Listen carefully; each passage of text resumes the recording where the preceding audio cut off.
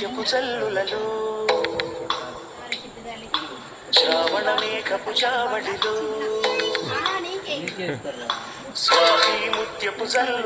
ఈరోజు సేవాజ్యోతి శరణాలయంలో తాండూరు వాస్తవ్యులు మన పర్వతి వెంకటేషు దంపతుల కుమార్తె తొలి పుట్టినరోజు సందర్భంగా సేవాజ్యోతి శరణాలయం కేక్ కట్ చేసి బియ్యం పండ్లు అందించారు.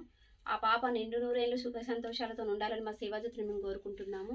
ఇలా మనకు బియ్యమును పండ్లు అందించినందుకు చాలా ధన్యవాదములు వాళ్ళ కుటుంబానికి.